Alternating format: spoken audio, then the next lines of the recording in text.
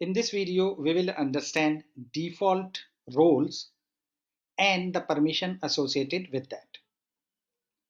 To access this screen, log into Super Admin, navigate to User and Permission under Admin. Now, click on New User. Here is the list of roles created for different modules. Like for store, we have 5 or 6 different roles pre-configured. For workshop, we have 2 roles. For mobile POS, we have 1 role. For super admin, we have 1 predefined role. Now, to understand what are the capabilities or permission of a particular role is, you need to click on the role type, role name. If I click on store in charge, here in this blue box, it will show me a small description of what are the capability or the permissions assigned to store in charge or the selected role. This way, I can check permissions for any role. Now, if I would like to know more about or the details about all the permissions, I can click on this View Edit Permission link.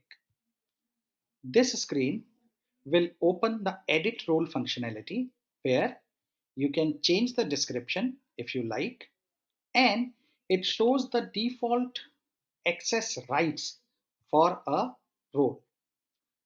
These are the title and these are the screen names. So it means in customer module, these functionality or the screens have assigned to this role. So in short, these are the screen level access. If you move to lower section of the screen, you will find extra permission or special permissions configured or into different categories. Like this is the special permissions for order and delivery.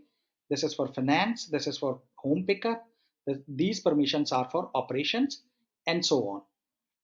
So you can modify any role permissions by using this screen. I hope now we understand how to check what are the default roles and the permissions which are associated with a particular role. Thank you.